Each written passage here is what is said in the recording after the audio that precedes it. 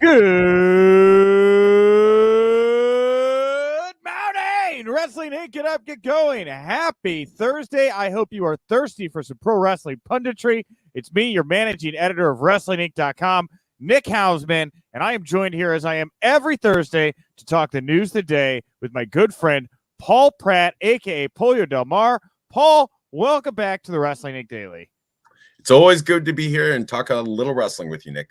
Absolutely, and Dave in here immediately out of the gate. We want Jasper clap, clap, clap, clap, clap, is what Dave said. So. The dog is over. The dog is absolutely over. Dog way more over than us. That's absolutely true. Yeah. Well, we got a big show to get to here today, everybody. Obviously, a lot of the Jasper. For those of you that are in audio form right now, you got to tune in when we record live on Wrestling's YouTube channel Monday through Friday at noon Eastern. Because Jasper just made an appearance. Jasper, Dave Ennigan. Yeah, I'm a Jasper stan, baby. You know? Yeah. People love Jack Russell's. A lot of personality. People calling for Jasper. People calling for Pollo. Nobody calling for Paul and Nick. Right? This is Drew. This is the other one. Oh, Jasper looks so happy. All right. Well, we got a lot to get to here. Obviously, news. Big night of news. Big day of news we've had the past 24 hours. We got some mailbag action to get to here. We got some interview action to get to. But before we get to any of that, before I throw out what the show is going to be here today, we want to start by sending out our best to WWE Hall of Famer superstar Billy Graham, currently hospitalized at the Mayo Clinic in his hometown of Phoenix, Arizona. He's dealing with heart and lung issues. Always just like to send our best out there when we see people in the community struggling. That sounds awful, right? So yeah, well, I mean, I think that superstar Billy Graham's health issues have been well documented for decades. They've gone from everything from the hip replacements to now apparently, cardiac issues. So best of luck to him in his recuperation and recovery. Yeah, absolutely. Oh no, Paul, you got a call. Somebody very important? It's never fails. Go on. Sorry. You got a Paul call. Okay. Anyway. Yes, absolutely want to send our best out to superstar Billy Graham. But today on the show, like I say, big interview action. We're going to be airing an interview with another legend of the business here, our good friend Brian Wool, who was my co-host yesterday. He was down in Vegas for SummerSlam weekend. While he was down there, got to interview quite a few big names. And today we are going to be airing his conversation with the mouth of the South, Jimmy Hart, who yesterday on the show, Paul, we decided if there was somebody to play Doc Brown to Marty Kushida or to Kushida's Marty from Back to the Future, we all agreed that Jimmy Hart would be a pretty good Doc Brown in that situation. Pretty good. I think that, definitely quirky, definitely strange. Yes. So we have Jimmy Hart here, Brian Wool, at the end of the show for everybody, audio, video-wise. We'll dive in the mailbag. We're going to talk about Nia Jax's injury, bunny ears quotes, and what could be next for Shayna Baszler. But before that, let's get to it. News you can use, news to leave a bruise. Last night, it went down. AEW Dynamite Grand Slam. What a show. Arthur Ashe Stadium, about 20,000 fans, it looked like, in the house there last night. And they opened the show with Kenny Omega and Bryan Danielson going to a 30-minute time limit draw. What do you think, Paul? What did you think of this big bout? How the show kicked off? What was your vibe here? I was watching it and I was quite surprised, honestly, that this match kicked the show off as opposed to anchored it for the last half hour. But it was an incredible match. And, first of all, it broke the mold that we've seen of most of these wrestling shows, starting off with an in-ring interview section or a segment of that nature. Just kicked off right away with hardcore pro wrestling action. And I think it's part of the idea behind it is for people who are tuning in, maybe because they've heard the buzz, like right away, you're giving them exactly what they came for. Yeah. And this has become kind of a Tony Khan-ism, right? He did this with CM Punk too. Like that kicked off Rampage. It's different.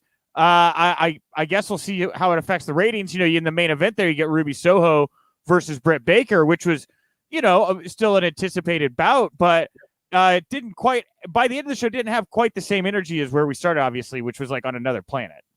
Yeah, I mean, I definitely think that in terms of the programming itself, starting off with your obvious main event is, it can cause people to sort of by the end of the show be exhausted emotionally and presumably physically, emotionally exhausted too. You know, like they've spent themselves. But at the same time, I think that for people who are tuning in and they're getting their eyes on that product for the very first time, right away they're hooked in. That match was fantastic, and then ideally they will stay throughout the next 2 hours. Yeah, well, a couple good write-ins here. MCASP, neither wrestler hit their finisher. Yeah, it would seem like a layup here that we're going to get a rematch between these two for the title next, right? Like that's Kenny Omega did tweet that there will be no rematch, but we know that's not true. There's no way. That's definitely got to be in the cards for the future. And you know, I thought too here, according to, or it was from Dave in here, it also respects the title, letting it main event. Yeah, you know, Britt Baker there, main event, Ruby Riott. It felt like they might be building to like a big title change, big moment there. Arthur Ashe with Ruby Soho. A lot of shenanigans to get there, but Britt did stand tall at the end of the night. I thought it was really quite a visual, Paul, like seeing this show after what it had started off with in there with Britt Baker, who 2 years ago was like not even on the map, standing tall with that title in the middle of the ring.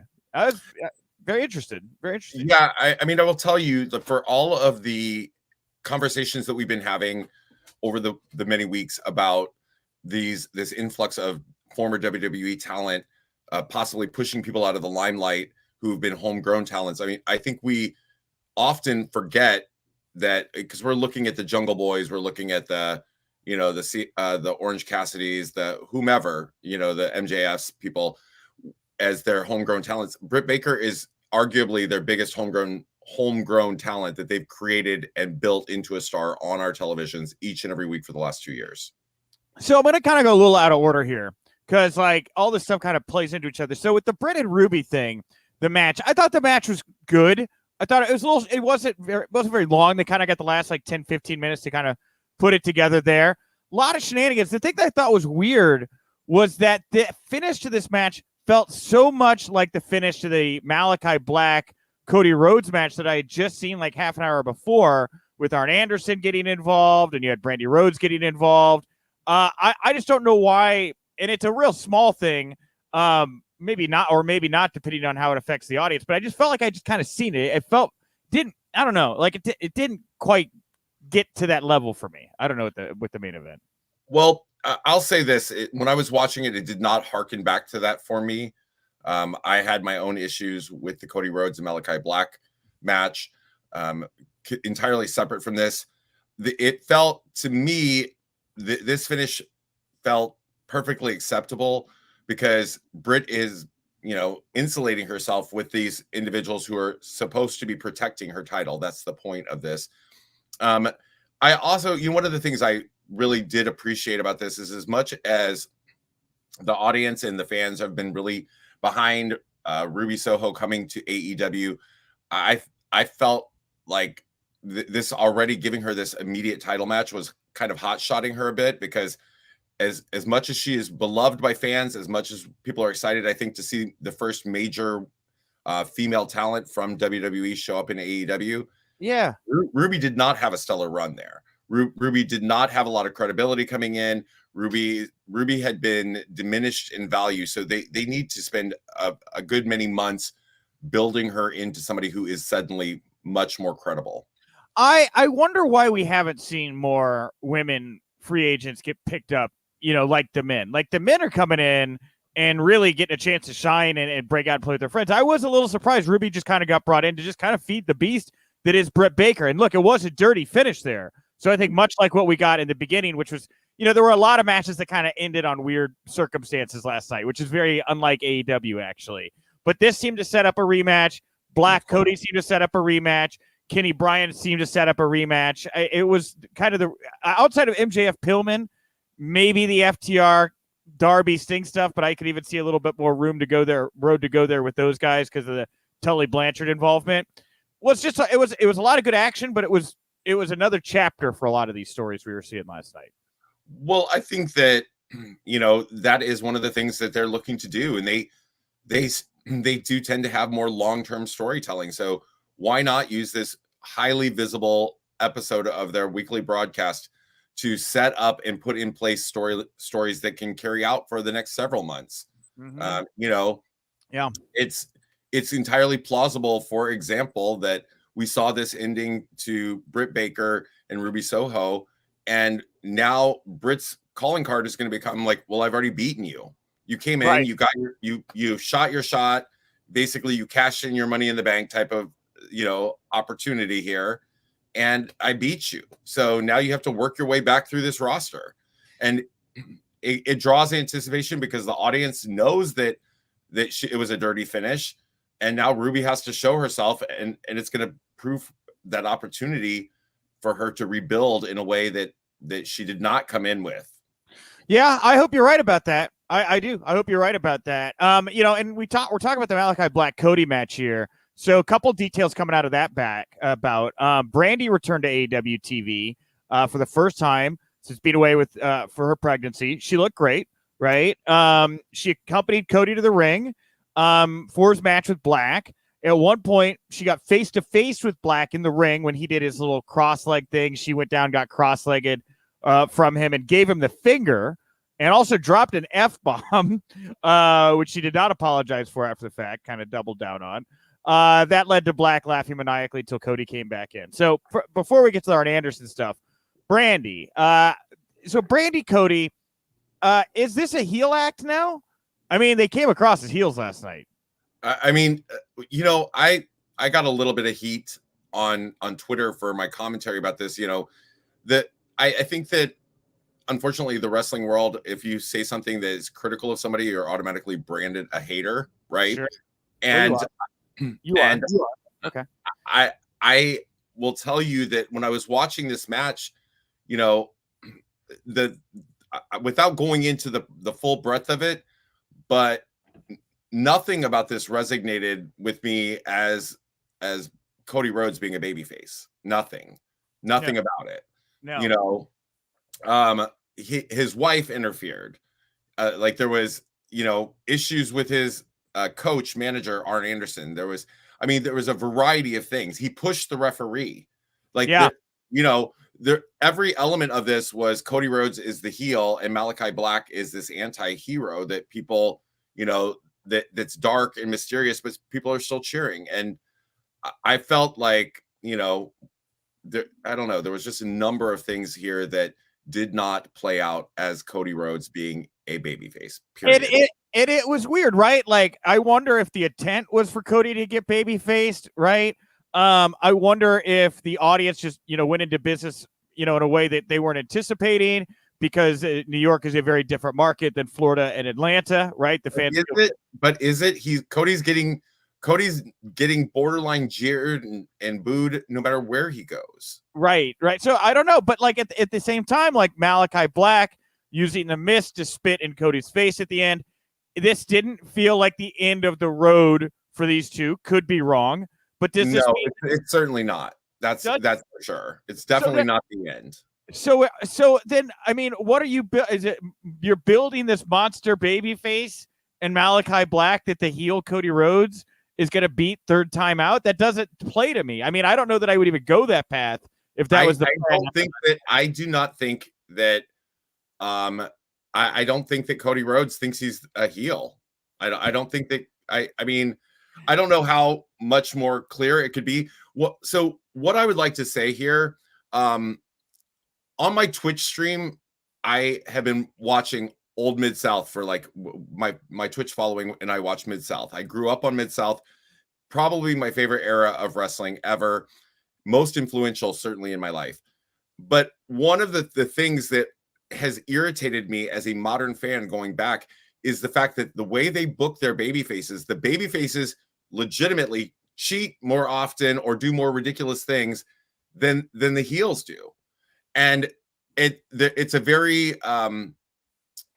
very specific way of protecting the baby face's reputation by saying like they have to do this to like counteract the evil nature or whatever.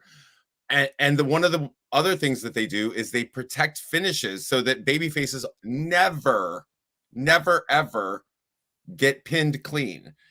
In this match, Cody was coming out and in his mind, he's like, I'm going to put him over again. But how protected must Cody Rhodes be? Like I said, his wife provided a distraction. he was distracted. He has the write off of I was distracted by Arn.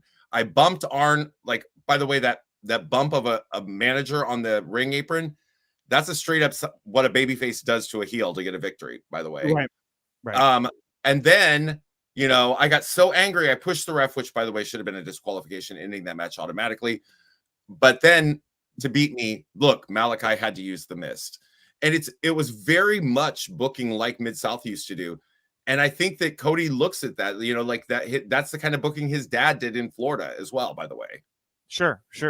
Yeah, I think you kind of filled in a lot of the dots I had there, kind of wondering about why little things were being done in that bout, because the energy, was just very, it's a little weird for that match. Yeah, Malakai Black definitively walked away looking like a giant baby face, with Brandy and Cody looking like heels. And maybe the kind of booking you're describing right now, maybe just doesn't play in 2020, I will tell you, like I said, we've been watching, the people who join me on Twitch have been watching these matches, and collectively we seem to be universally infuriated. Like, these are obviously the baby faces of the Mid-South era, the biggest babyface names. And in almost every situation, you're left going, well, that heel was right. Like, what the guy we're supposed to hate is saying is actually very accurate. Right. So in the, like, think about it in any other context.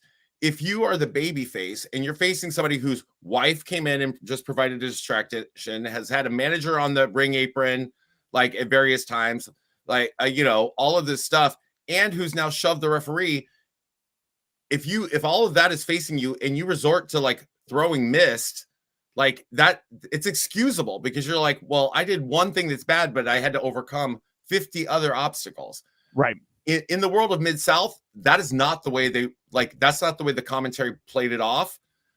But that's the way the viewer of 2021 views it. It's like, well, dude, like, how many more things could he have possibly done? Well, but that's why I thought that the main event booking, again, while not exactly the same, felt similar to me, because the main event booking was the traditional style that you're describing, which is you have all these figures at ringside to work with the heel against the baby face, right? And tell that story. Babyface either overcomes or they don't, but that's the story. You saw shades of that with Cody Black, but the characters were so ill-defined, you didn't really know what was going on. And, I'm not saying, it's not 1994. It doesn't need to be, cartoony, evil international villain versus white guy babyface, but it was still 1984. But 1984. Well, it's Vince's 94, whatever. But, you get what I'm saying, right? Like, it was very similar booking, but the characters were not in the same positions as they were in the main event. Right. And the reason that I did not draw a correlation between these two matches, even though if you, like, block them out, like, I absolutely, when we're talking about it, see a lot of the similarities. The reason it did not hearken me back to one is because the Cody Malakai match, I was irritated because it did not fit. Like, it did not fit with those characters.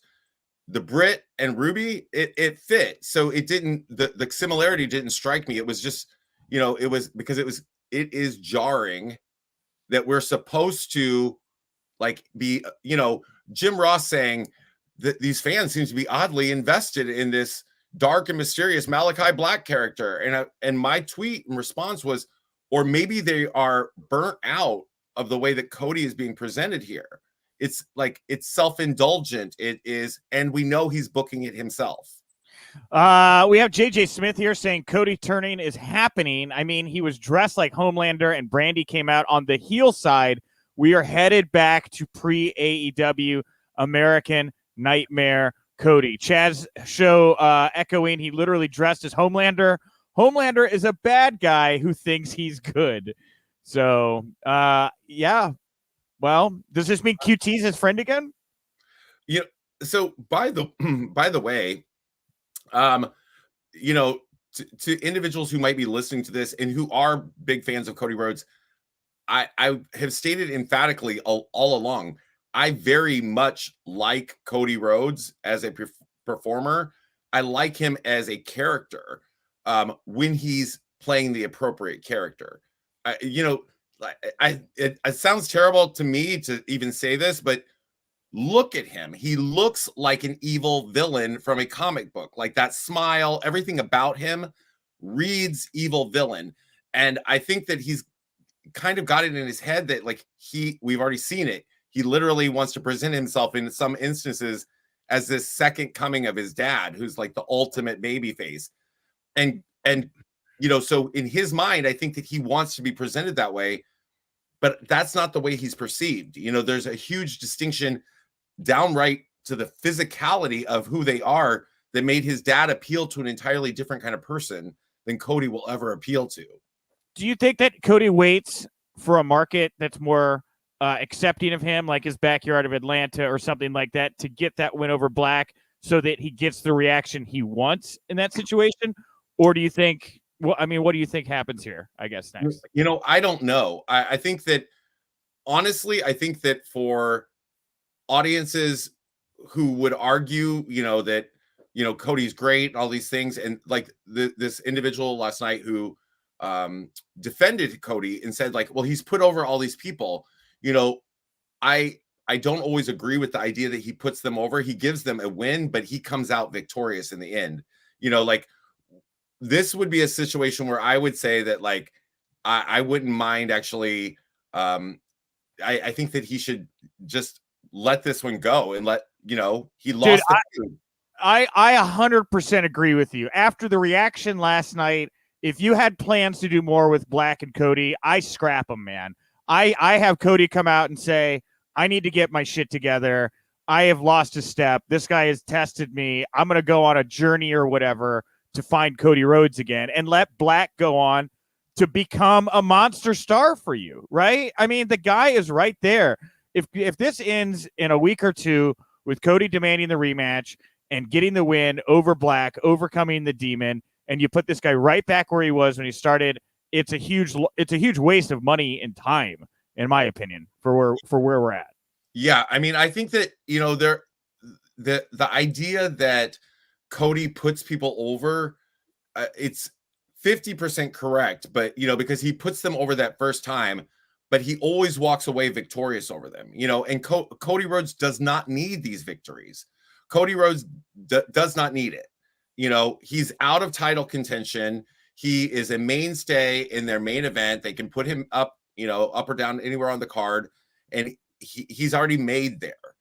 Like, so giving people a solid and decisive victory over him, I wouldn't have argued or been upset at all if he'd have come out and they'd have like laid him out a second time. You know what I mean? Like, fully, Malakai Black has bested you. He's So the obvious kind of opening here for Cody to do something not involving Black is there seemed to be friction there with him and Arn, right? Yeah.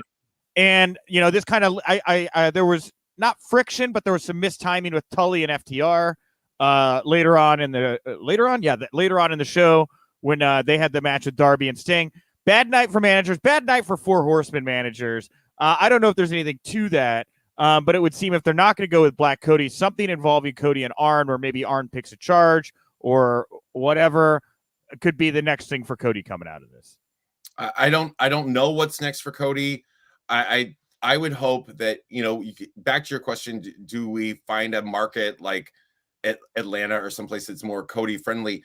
I don't know that there is a market that's more Cody friendly. I think that the fans of AEW kind of across the board seem to be on board with the fact that, Cody, for all the great things that he may be doing behind the scenes or bringing us AEW to begin with, or all of this, I think that he's worn out the welcome as this character. And, unless he's going to climb up on that cross and pull the John Cena where everybody wanted that heel turn and it was never delivered, and we got 50-50, cheers and boos for 10 years, I don't know where he goes from here right now. Yeah, and dude, they have that Rhodes to the Top promo airing 4 times a show right now, and I don't know that I can hear Cody say one more time, when you're in management, you don't make a lot of friends. Like, even like that, like the subliminal kind of like, I'm not well liked kind of stuff. I don't know. Anyway, we have Antonio Garcia here. I agree, Nick. He needs to step down, start from the beginning again, work himself back up to Black again. We also have here MCASP saying the rest of AEW's calendar doesn't have any real Cody country, maybe Virginia in November. And maybe that's why we're getting the more heel version of Cody, because he looks at the map and he says, I don't know, maybe this doesn't go well for me. JJ Smith, the reality show is going to make things worse for him getting booed. We'll see. Rosario Dawson, she's gone from a Hollywood star to a member of the Nightmare family. Last night. Poor thing. I know. She doesn't know. She doesn't know the world she's getting into. Dave in, Rhodes to the Top is going to turn him face again with all their crazy antics. Oh, that's too dumb. Hey, we were before we get back to some of the matches, I did mean to mention this earlier when we were talking about Britt and Ruby. There was some other news about AEW's women's division that came out in the past 24 hours. This one from Mattman. They're saying these rumblings. There's rumblings of a new title coming to AEW, a secondary women's title called the TBS Championship. One would imagine it's going to be like a sister championship to the TNT title, currently held by Miro. And both Rampage and Dynamite are going to be moving to TBS in 2022. Any thoughts on this secondary women's title, this TBS title that could be in the works, Paul? A TBS title does not sound as cool as a TNT title. A TNT title has a double meaning. A TBS does not. It made me think of PMS.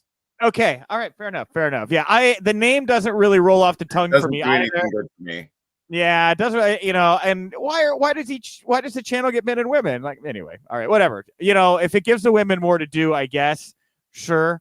I just would hope for some more creativity in the women's division where you don't just have to be a women feuding for a title to get some kind of storyline going. That would be my as much as we definitely want women to have opportunities in terms of championships and accolades and things that they can accomplish and do, my first thought would be, how about developing an overall interesting women's division that you showcase on a regular basis outside of Britt Baker? Now, if we're looking at Britt Baker as the example, Britt Baker is on television every week. But the way they've set her up with her challenges, it's been very much the way WWE did it for years, where it's like she's the champion. You bring in one person, she defeats them. You bring in another person, she defeats them. And you kind of never hear from these people in between. So if they're going to have, I don't think that they should need a secondary championship to start focusing on more women and developing them overall. Yeah. That's why I thought Ruby had a good shot at winning that title last night, just because, as you're trying to define more women as top competitors and contenders in your company, maybe it would help to kind of have that title passed around a little bit more regularly up top. But they've got all their chips on the Britt Baker bandwagon right now, man. I mean, they should. Yeah, and you know what? Honestly, she had gotten too over in my, and this is going to maybe sound like weird to some, makes sense to others. But she'd got too over as a babyface when she's supposed to be a heel, right? She's supposed to be working with baby faces and getting that heat and helping a Ruby Soho get over. I thought last night was the most heelish Britt Baker has looked in a long time. And I hope that she can get back to really pissing people off and tapping that vein and not kind of getting into that muddled mix like so many AEW talents are of we love to hate you. It's I just kind of want to just hate some people, more MJFs. Yeah, but I looked at that Rampage promo where she was just basically a straight up bitch to Ruby Soho and said, no, you got fired, and then the fans popped for that. They cheered for it because I think that there's something about her that is difficult to genuinely hate. As much as she's vile and evil or whatever, she's smart and she says funny things, and she, it is difficult to genuinely hate her. Mm-hmm. Yeah. So, I talked about MJF there. I want to throw over to real quick about talk about MJF and Pillman Jr. Then we'll talk a little bit more about that tag match and some other shenanigans. But MJF, Brian Pillman Jr., MJF beat Pillman Jr. clean, made him tap out. MJF's parents were ringside. They kind of went viral yesterday. They had a sign that said, we're MJF's parents. We think he sucks too. They also had I hate MJF. The dad had an I hate MJF t-shirt.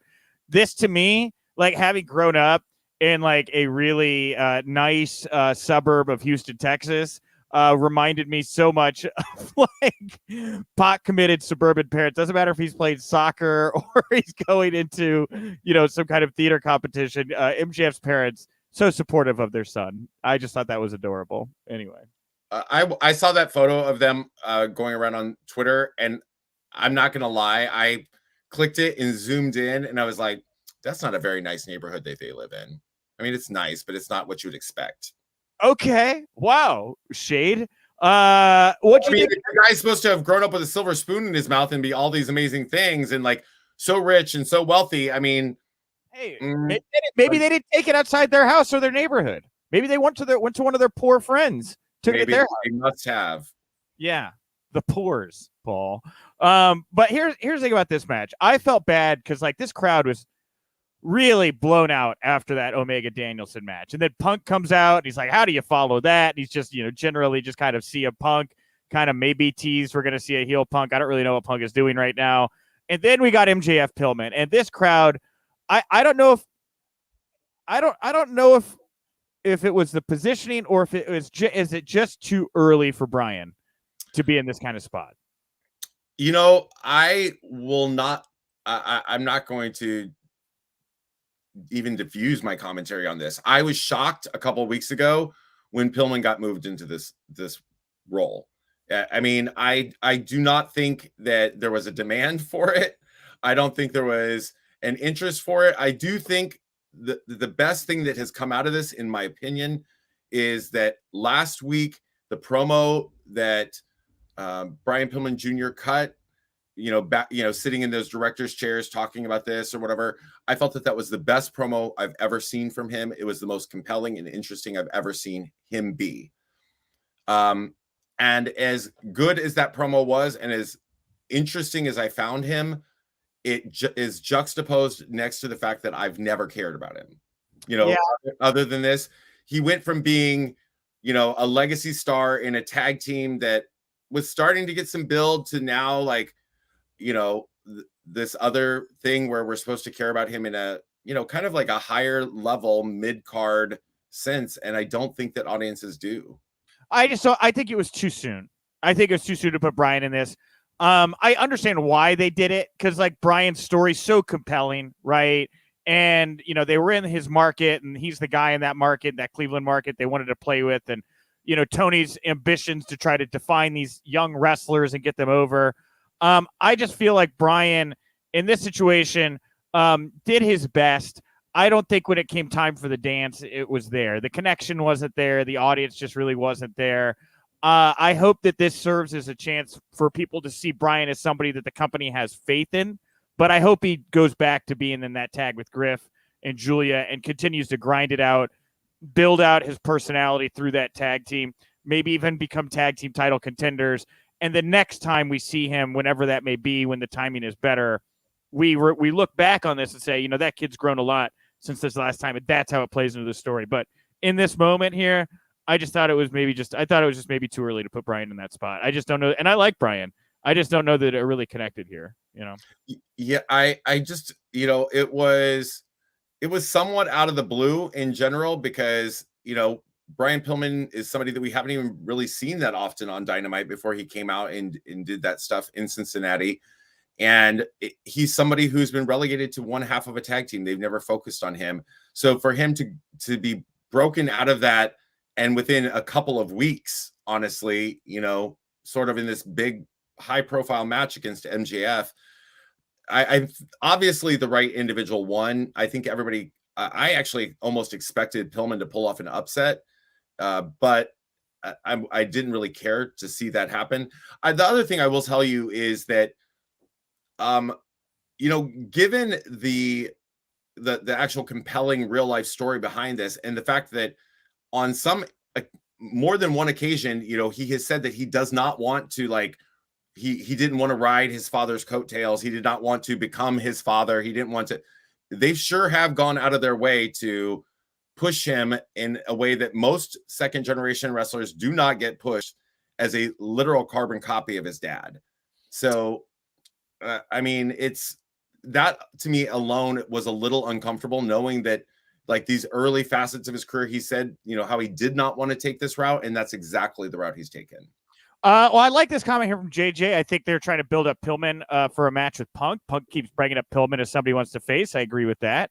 There was also this comment here from MCAS. Pillman lost to Miro too. A young guy getting time. What a concept. All AEW homegrown lose a lot before getting a big win. And not always, I mean, Jungle Boy, I think, is a good example of somebody who's kind of, you know, he gives given chances, but he always comes up short, but you want to see him win, right? That's kind of the example there. But Darby doesn't lose a lot. Like Joey Janela lost and we never saw him again. You know, I understand that line of thought for a Jungle Boy, but it's not true for everybody in AEW. You know, no, it's not. But there are ways to do it, and that listener or viewer is correct, because that is a way to develop people. You know, like you see them and they may start out like losing rather quickly, and then they start to go longer and they have a better showing, and then something, you know, at some point they've started to click with the viewer, and so you allow them to start clicking in the ring, where they'll pick up periodic wins, especially if it's somebody who's very young. Like if they're very, very young, you want the audience to kind of see a career trajectory upward, right? Because they gain more respect and credibility each time they do. Somebody who comes in, you know, like Darby, I think Darby came in and they knew from literally day one that he was going to be somebody they wanted to build the company around.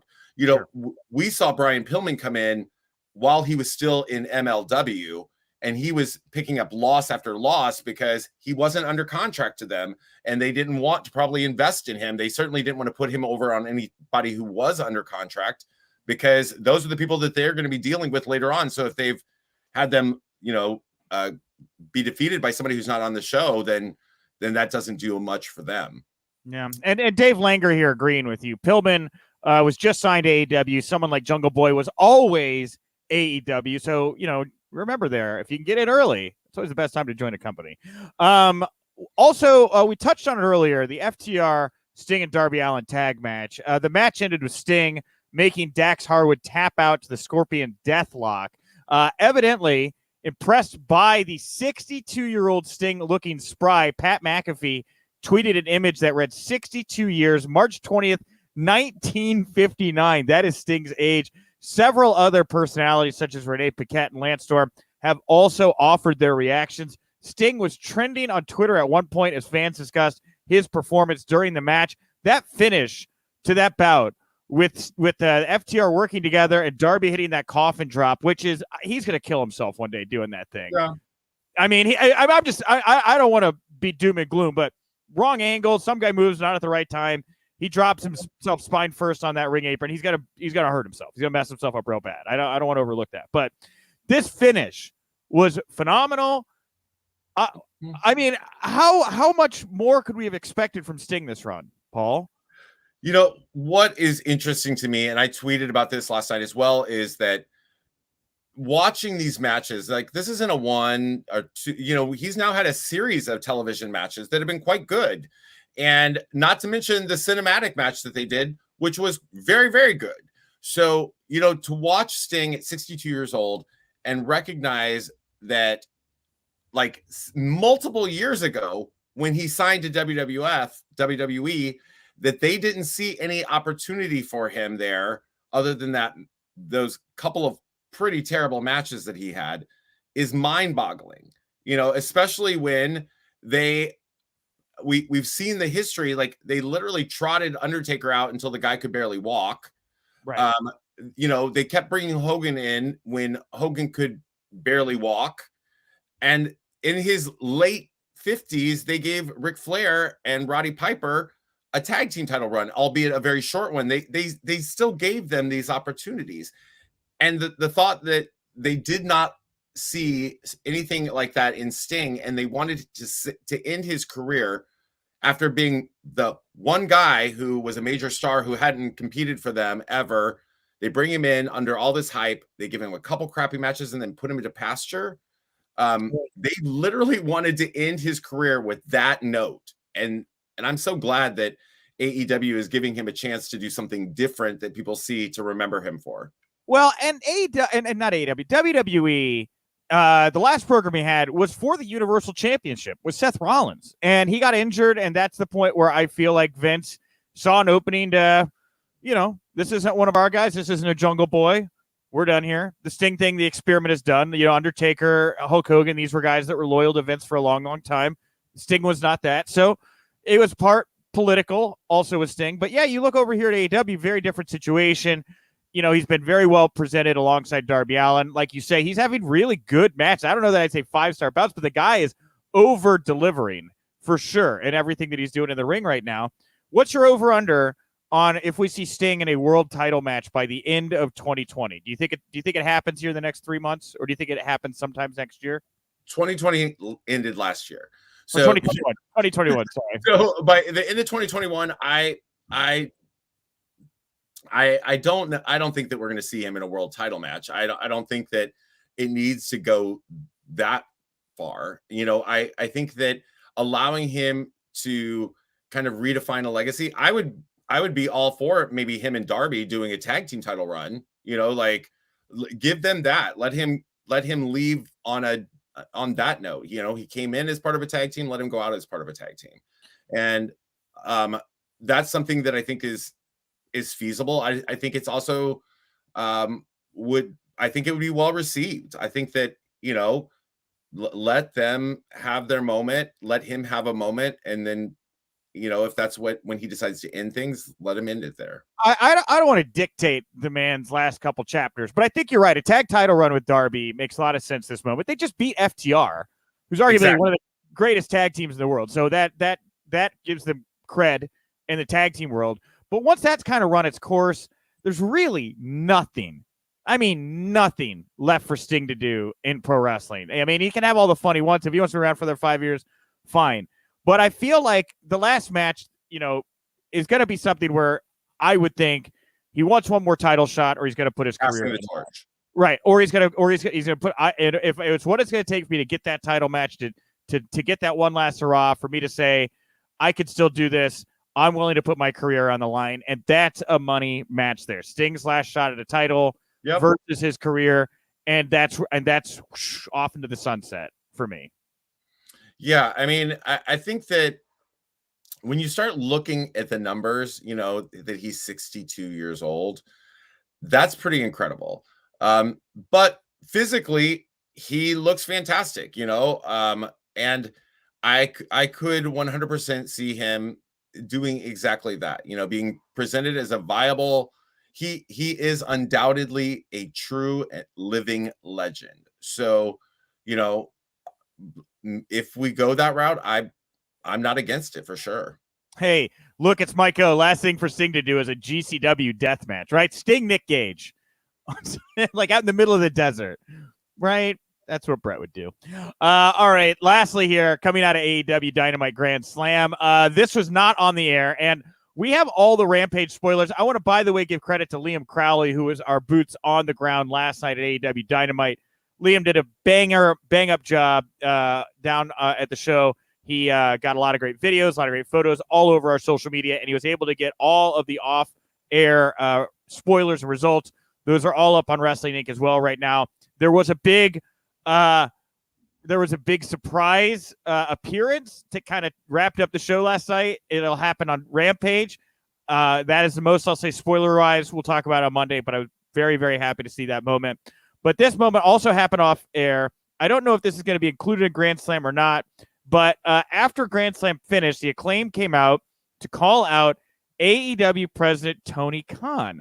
Now, the duo apparently wanted to rap battle Khan, but Khan decided to bring out rapper Lil Uzi Vert for some assistance. Now, Vert was in the crowd to watch the show. He wound up just coming out on stage. Khan had a couple short verses for the Acclaim. At one point, Khan joked to all the clickbait sites out there, I'm not actually suspending the Acclaimed again, which I guess was in one of the rap battle verses where he said he was going to suspend him or something like that. And then he brought out the Varsity Blondes. They beat up the Acclaimed, and everybody was very happy. I just don't know that this is a really good idea. I don't know that Bray making the president, owner of the company, making light of this situation that we all still have a great many questions about. I would have, you know what? I think he just kind of opens himself up to being asked a lot more about that particular situation when he does something like this. Well, he brought it back, to the forefront in a very pop culture type of way. Little Uzi Vert, one of the reasons they want him is because he's going to get a lot of eyes on the product that would not, like similar in a Bad Bunny type of situation. So rehashing something that they should have let bury itself, kind of go away, maybe not the best idea.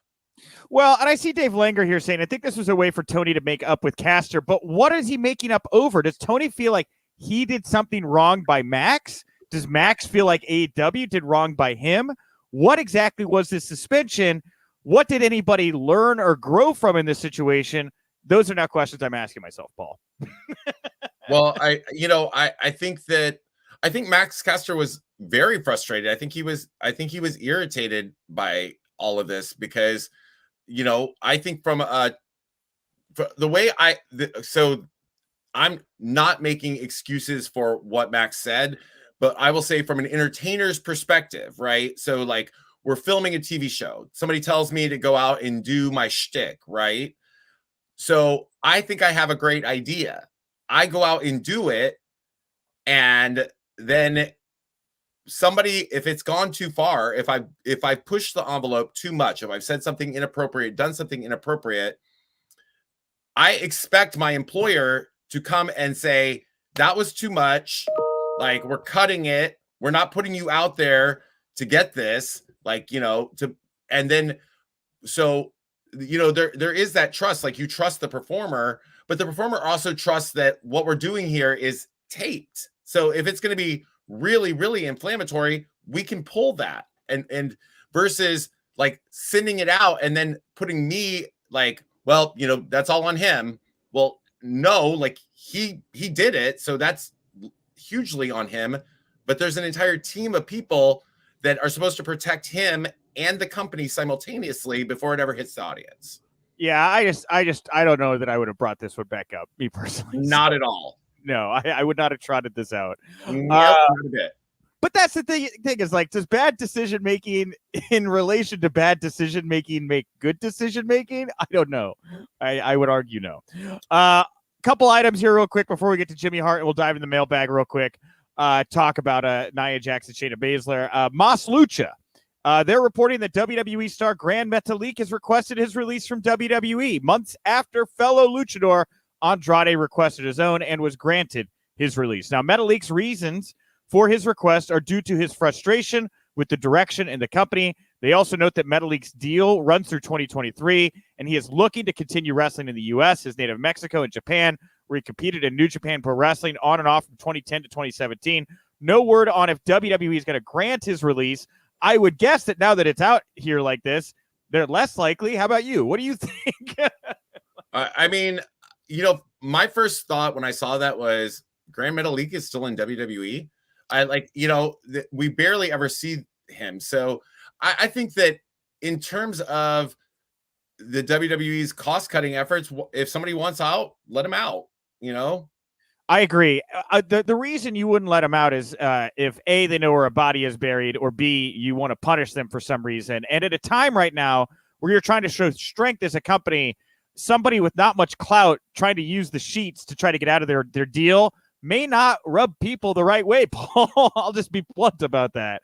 But, I looked at this. One of the first things I thought about was some of Kalisto's comments or reports about Kalisto or his comments coming out after his release about how he wasn't really down with the Lucha House Party thing, and he thought it was really stereotypical, but like Metalik and Lindsay both just wanted to make money and knew that Vince would buy into this stereotypical trope. It does seem like there was some real grappling wrestling going on with kind of the way that they were being presented. I talked to Hoovy not long ago about being in the Mexicools, and very similar kind of vibes. It's very grating to feel disrespected and to the point that you want to leave and then you can't. So, well, what I would say about that is I can't speak to what their feelings are about being stereotyped or being presented in this way. But I can think that if you are a credible and talented professional wrestler and you are never having any opportunity to sort of move forward, you might want other opportunities. Well, and Metalik, international star, you go just look at his record, CMLL, where he was a big star, matches with Kenny Omega in 2015. This guy had a great run, reputation before he came into WWE. Now you look at Kushida, you look at Kenta, you look at all these guys that just had so much momentum. Look at Sting, 40 years of momentum. You look at all of these guys that come in with that momentum, and it's like the table gets reset when you walk through the door there. None of it means anything, Paul. No, and unfortunately, he'll have to work overtime to regain a lot of that momentum because so much of the luster has been knocked off of him, having been utilized the way he has been for the past several years. And lastly here, before we get to Jimmy Hart in the mailbag, the Observer saying the Bloodline versus New Day 6-man tag team match was the original main event planned for Monday Night Raw. However, Big E, Reigns, and Lashley have been doing three-way matches, or the three-way matches that were done in Augusta and North Charleston, South Carolina, that was done at live events. Those matches got rave reviews, and Vince McMahon changed that match to the main event on Raw, the 6-man to the opener. The goal for the change was to push ratings. Now, they were up in Raw viewership this week. I think that was I think it's like 7%, though. It wasn't like a 25% leap because you had Roman Reigns on there. But, Paul, this reeks to me of reactionary desperation. Both of these matches could have made it a pay-per-view. Yeah. I'm also going to acknowledge something that makes me feel really bad to say. And that is, I have not watched Raw or SmackDown in like 5 weeks. At some point, I have always prided myself on watching every television wrestling product just because I don't want to be that person who says, oh, that show sucks, and then people say, well, when did you watch it last? Like, 2016, whatever. I don't want to be that person, but and it's not because I'm an AEW guy or this guy or a WWE person. They lost my interest. And at some point, sitting down to wade through 3 hours of professional wrestling on a Monday and 2 more on a Friday for a product that I ultimately every week left feeling disappointed about or like was repetitious, it was just exhausting. So I don't even know. I did not even see Big E win the title. I started watching that episode, and honestly, I knew what was coming, but the episode did not gain enough momentum for me to want to continue watching. And I see Jonas Tiger here saying, good for you, Paul. Right? A nice warm hug there for your decision. But, it's hard for me too right now. I'll be honest. I'll watch Raw and SmackDown, but I watch them the morning after. It's not like I'm making Liz stay up on Mondays and Fridays to watch pro wrestling with me because I just can't handle my girlfriend constantly questioning what it is that I do for a living, and that's not exactly what she does. I may be over exaggerating, but it's a rough watch sometimes. She's pretty honest about what we're watching on TV. My issue with WWE programming right now compared to AEW is when I watch AEW, I'm watching a program that is written and produced for adults. It is programming that it is geared towards me. When I watch WWE now, I very much feel like I'm watching some kind of Nickelodeon show with people I don't know, with storylines that are very basic, about nothing, and it's fluff. And I feel like I'm watching a kid's show. And I'm a 36-year-old man, and I don't really want to spend my life reviewing children's programming, for the rest of my life. It's not programming geared towards me anymore, Paul. They've completely distanced themselves from that. For me, what it came down to, and I will say that my optimism is that if I've given myself this like reset period, again, what I'm hopeful that when I come back, it'll be more interesting or more captivating. But I will tell you that, as I was slowly reaching that breaking point, I would like watch half an episode or 2/3 of an episode, and I would miss a lot of the stuff. So like some of the stories started to be more disjointed for me. But what it reminded me of as this gradual decline happened in my viewing was back when I was in college, and my roommate was an avid watcher of Days of Our Lives. And I would like, I was not interested, but I would come in, in January, and I'd see an episode. I would come in, like middle of the year, and it felt like nothing had happened. Like, it's like the same story. I mean, like, it felt like almost nothing had happened. And that's the way it started to feel for me with WWE. It felt like it was not progressing anywhere. I'm like, where is this going? What are we seeing? Yeah, and Gruss 512, I mean, this sounds like WWF 93, 94, and I agree with you. And I made that 94 reference earlier, and you said, well, that's more 84. But you get what I'm saying. The cartoony era of good and bad guys that Vince kind of, was in a malaise of there for about 15 years. WWF 93, 94, very interesting time period, because that was just before the breaking point for them, where that model no longer worked. I'm very interested to see if WWE changes anything, or if Vince is above that this time around and thinks that there's more money in continuing on with this method because he has built this machine around that style, and you're just going to get what you're going to get. I don't know that we'll see what we saw in 96, 97 WWF with WWE now. I don't know what kind of huge seismic thing would have to happen for that to happen at this point, Paul. I mean, I think that, before, like how well, maybe you don't know because you don't live in California. Like, right before there's a major earthquake, there's like tremors, things start to happen, they move, and then all of a sudden it's like, that's when I think that we're in the tremor period of watching things start to shake a little bit in WWE, because whether they want to acknowledge it or not, WWE does not have the momentum for it that AEW does right now. And people are, concerned, saying, oh, well, AEW can never surpass WWE in ratings or television viewership or whatever. And I'm not sure that's, I mean, a year ago, I'd have been like, yeah, we'll see. Now, I don't think that that's like a reality. I think that tipping point where more people start to move over is becoming more imminent. All right. Well, Paul, I want to thank you for talking all the news at the top of the show with me. Almost went an hour there. Pulled the string here today. Both of us just went. That's fine. It was great conversation. I loved the earthquake tremor thing. The analogy you just gave right before we cut to Jimmy Hart there, the audio wise. That was an awesome out. And you're absolutely right. And of course, thank you to Jimmy, WWE, Brian Wolf, for going out, getting that interview put together here during SummerSlam weekend.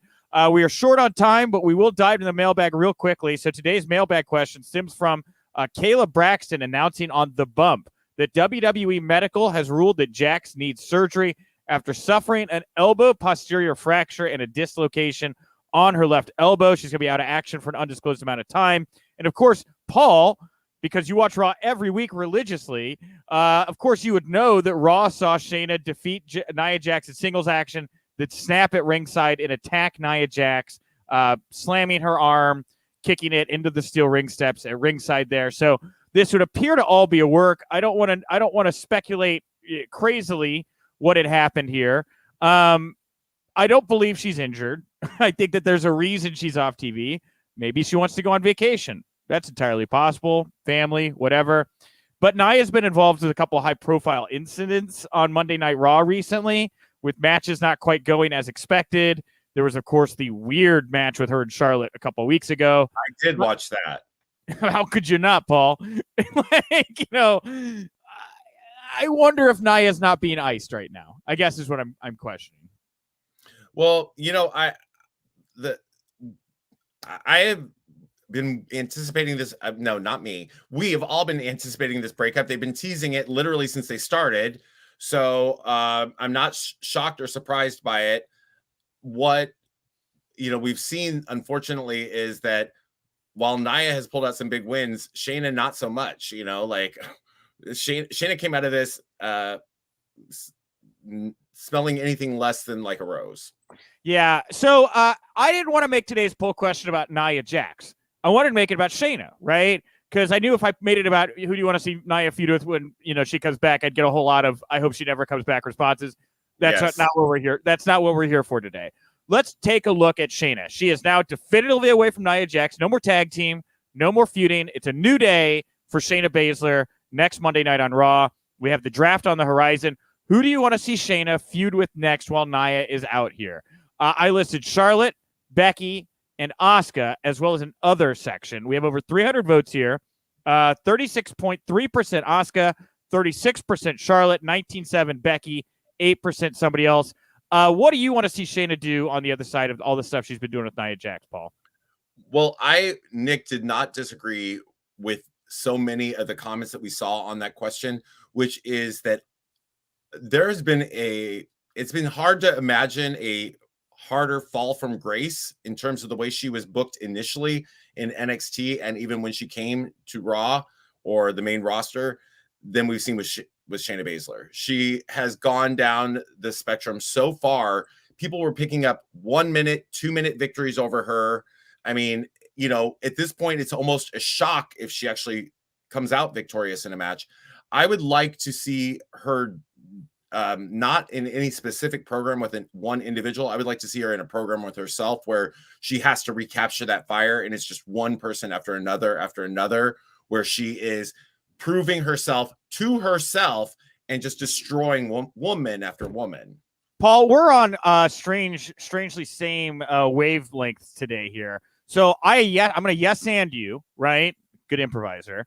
I agree with you, and I think there's a story on the horizon that is perfect for what you just described for Shayna Baszler, and I think that's the Queen of the Ring tournament.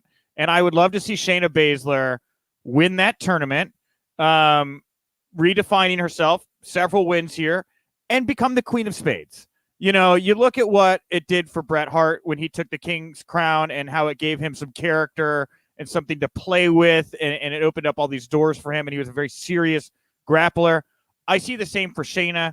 I would love to see her become the Queen of Spades. I think the tournament provides the opportunity you just described, and I'm pot committed now. That's what I want to see Shayna do next. Yeah, I think that's a great opportunity for her. I think that Shayna is in a unique situation because we universally know that she is an incredible badass. It's unfortunate, though, that's not been the way she's been presented to us in a while. So there needs to be something. Like I said, I would love to see her reach that breaking point where she's like, I've lost all focus. This tag team, Nia, Reggie, all of these things. Where did I go in this? Where did I disappear into this? I'm here to reassert myself. I am Shayna Baszler, and I'm about to break some wrists, some hands, some arms, some legs. There you go. I agree with you. All right. Hey, Paul, this was a great show. I want to thank everybody for jumping into the comment section. Again, Brian, Jimmy Hart, WWE. A great program here today. We got one more show to wrap up the week. It'll be me, Christy Olsen, tomorrow. The conversation I'm going to be airing on the show is my talk with gimmick attorney Mike Dawkins. Have you had a chance to meet Mike? I know he's around GCW shows sometimes. I have not, to my knowledge, no. So this is it's a fascinating business of the business conversation. I like to put those on Fridays because then you could go through the weekend and it gets a lot more listens and stuff. Traditionally, I try to put interviews that are not big names, but people I'm very interested in the Friday slot. Mike works closely with Zack Ryder. He's worked with FTR. They got all these people to help get them to trademark aspects of their character or their name or whatever it is so that they can thrive independently outside of major companies. So you're going to get to hear him talk about working with several people in the industry on their trademarks. He's going to talk about how he feels WWE and their team handle trademark issues, not just like by the day-to-day, but, in regards to their aggressiveness when it comes to those trademarks, how he feels about that. And at the end of it, I think my favorite part is Mike giving advice to wrestlers about how his skills can most benefit them and moves they should be making to protect themselves outside of the WWE bubble. So it's a very, very, very good conversation. I highly recommend you come back for that tomorrow.